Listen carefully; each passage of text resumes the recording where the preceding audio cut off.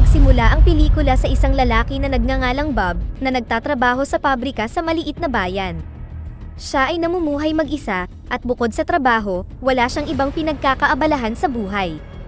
Sa ibang lugar, makikita ang teenager na anak ni Bob, si Eva, na nakatira sa ibang lugar kasama ang kanyang ina, si Darlene, at ang madrasta na si Molly. Tila may hindi pagkakaunawaan sa pamilya, dahil halatang malayo ang loob ni Eva sa kanyang mga ina. Sa tuwing sinusubukan nilang makipag-usap sa kanya, hindi niya pinapansin ang mga ito at ginugugol ang karamihan ng kanyang oras kasama ang mga kaibigan. Sa sumunod na eksena, umuwi si Bob pagkatapos ng mahabang araw na trabaho at nakatanggap ng tawag mula kay Darlene. Sinabi niya kay Bob na nag-aalala siya para kay Eva, na napakasuwail at hindi nakikinig sa kanya.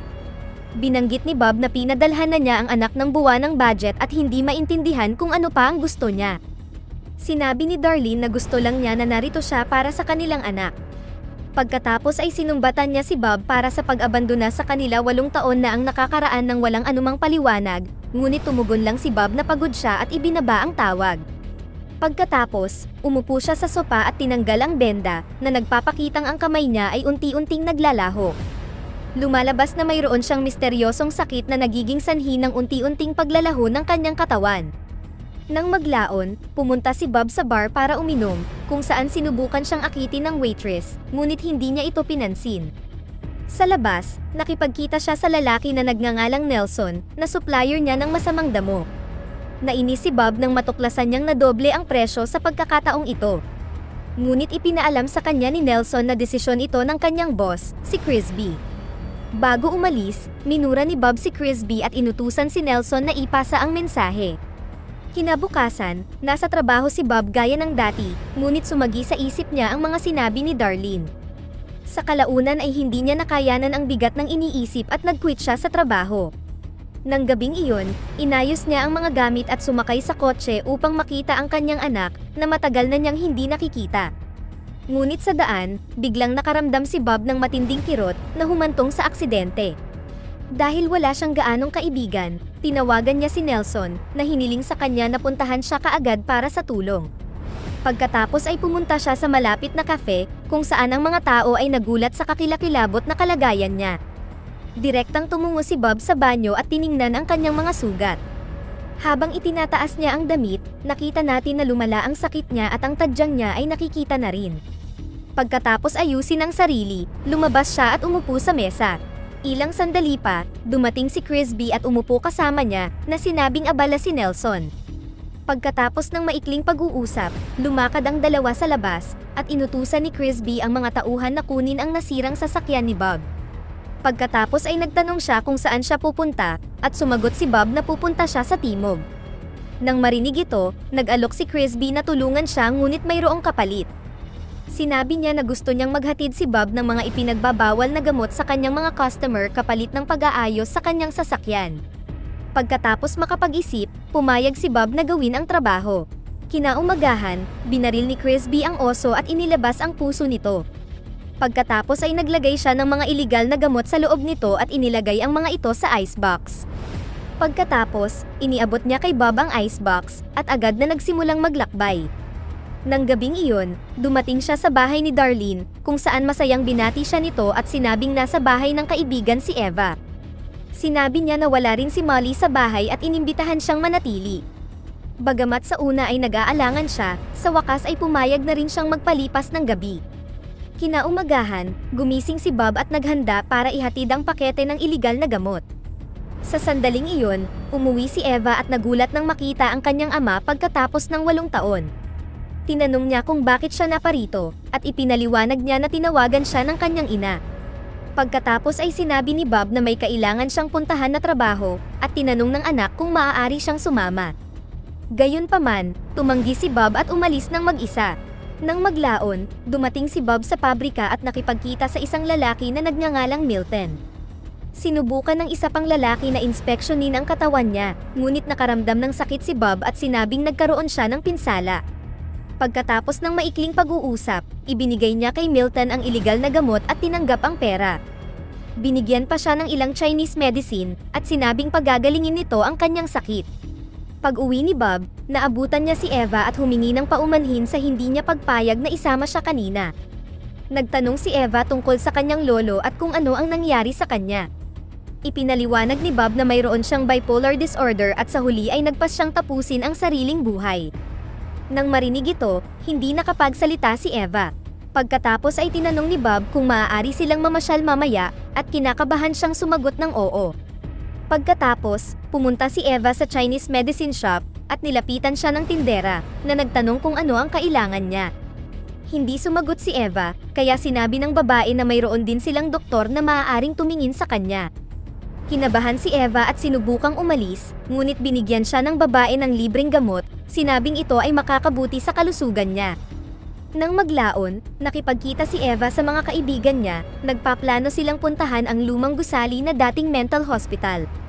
Ang matalik na kaibigan niya, si Amelia, ay nag-aalangan sa simula at tumangging pumunta, ngunit kalaunan ay nakumbinsi siya ni Eva, tiniyak sa kanya na magiging masaya ito.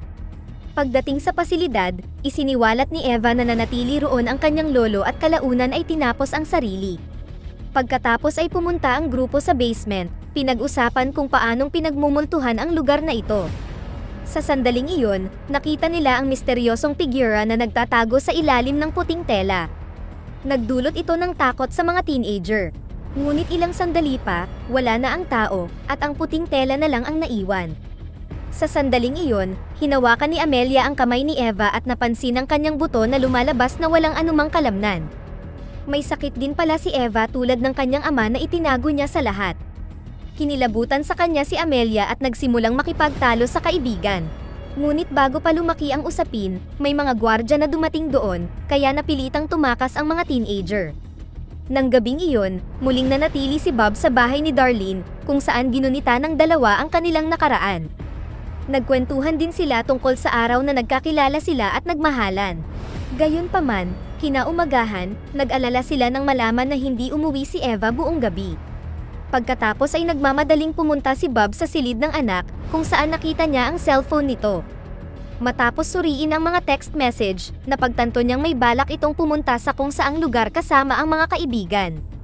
Kaya, agad silang pumunta sa bahay ni Amelia, kung saan binuksan ng ama ni Amelia ang pinto at ipinaalam sa kanila na wala doon si Eva.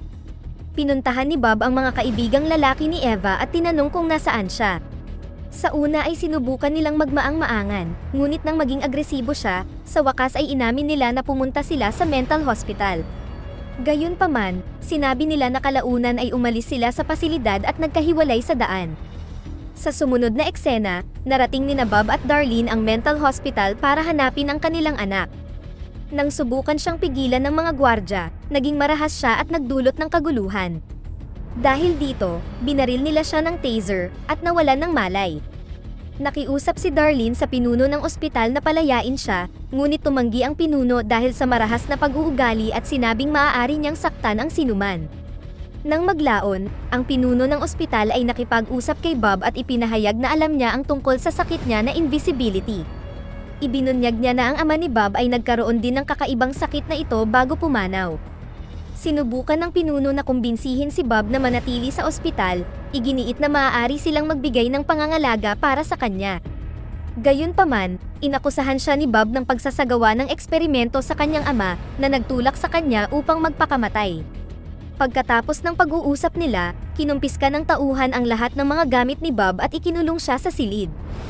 Bandang hating gabi, may misteryosong tao na gumising kay Bob at nakita niya na ang pinto ay hindi maipaliwanag na nakabukas at ang mga gamit niya ay nasa silid din. Nalilito siya at nagtataka kung sino ang tumutulong sa kanya. Anuman, ayaw niyang palampasin ang pagkakataon, kaya tumakbo siya para dito. Sa oras na nakarating si Bob sa bahay, nakaramdam siya ng matinding sakit at hindi man lang makalakad ng maayos. Nakita niya ang mensahe sa cellphone ni Eva mula kay Amelia na nagsabi sa kanya na bumalik. Nang mapagtantong may alam ang kaibigan ng anak sa kinaroroonan niya, agad niyang pinuntahan si Amelia. Ipinaliwanag ng huli ang nangyari sa mental hospital. Binanggit niya na si Eva ay mayroon ding kakaibang sakit na katulad niya at naghahanap siya ng lunas. Nakiusap si Amelia na hanapin siya sa lalong madaling panahon at ibigay sa kanya ang bag na naiwan ni Eva. Nang maglaon, sinuri ni Bob ang bag at natuklasan ang parehong Chinese medicine sa loob nito. Samantala, Si Eva ay sumailalim sa operasyon na isinasagawa ng misteryosong grupo, at ang balat niya ay katulad ng sa kanyang ama. Pinuntahan ni Bob si Milton at tinanong kung saan niya nakuha ang Chinese medicine, dahil nakita niya ang parehong gamot sa bag ng kanyang anak. Nang ibigay ni Milton ang address ng tindahan, ang ating bida ay nagmamadaling pumunta doon. Sa tindahan, nilapitan ni Bob ang tindera dala ang larawan ni Eva, at nakiusap sa kanya na sabihin kung nasaan siya. Sinabi ng tindera na hindi niya alam, ngunit napansin niya ang bisikleta ni Eva sa harap ng tindahan kaya nagalit siya. Nang hindi pa rin sumagot ang tindera, tinanggal niya ang sombrero at ipinakita ang kanyang ulo, na halos maglaho na. Nang makita ito, natakot ang tindera at sinabi sa kanya na siya ay isang alamat.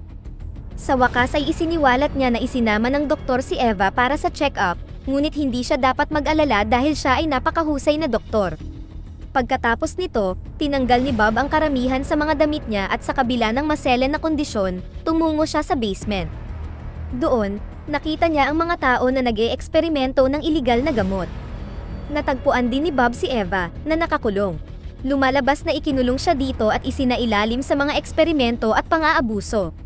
Napansin ni Bob na ang balikat niya, na halatang tinapyas na ikinagalit niya.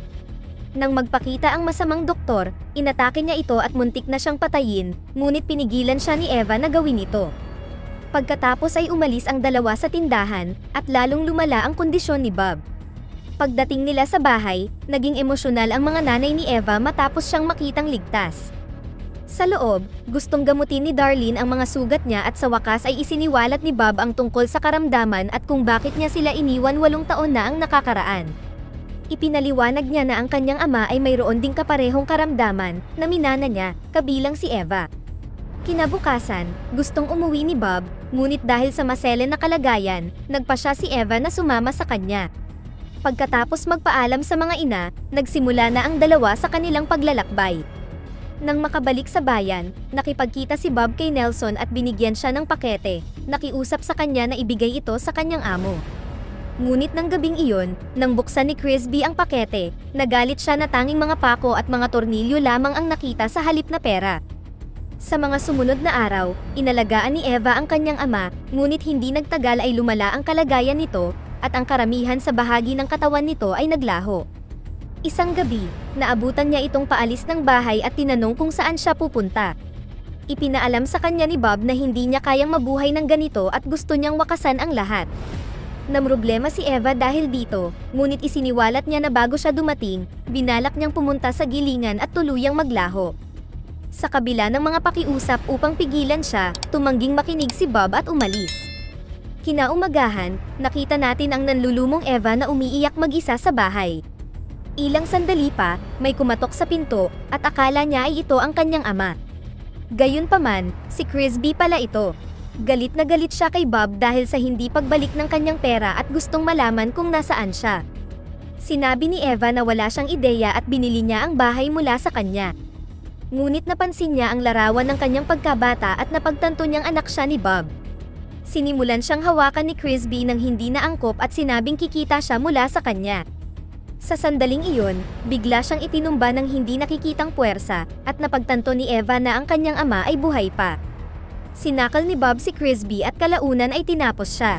Pagkatapos ng matinding pagsubok, napansin ni Eva ang dugo sa sahig at tinanong ang ama kung may sugat siya. Gayunpaman, tiniyak niya na ayos lang siya.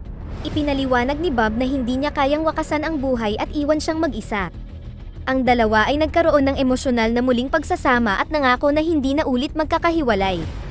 Kinaumagahan, nakita ang walang buhay na katawan ni Crispy na nakahandusay sa nyebe. Lumapit sa kanya ang isang oso at sinimulang kainin ang kanyang bangkay. Maya-maya, nasa supermarket si Eva at naggrocery. Pagkatapos ay sumakay siya sa kotse at nakipag-usap sa hindi nakikitang ama. Ibinahagi ni Bob na ginugol niya ang buhay na puno ng hinanakit sa kanyang ama para sa pagkitil ng sariling buhay at pag-abandona sa kanya. Pero naniniwala siya ngayon na buhay pa ang kanyang ama. Ito ay ipinagtaka ni Eva, at nilinaw ni Bob na sa tingin niya, ang misteryosong tao na tumulong sa kanya na makatakas sa ospital noong araw na iyon ay ang kanyang ama. Dito na nagtatapos ang ating kwento. Sana ay nagustuhan nyo, mag-subscribe na kung hindi ka pa nakasubscribe, pindutin na rin ang notification bell at like button upang matulungan ang channel and leave a comment down below. And as always, thank you for watching.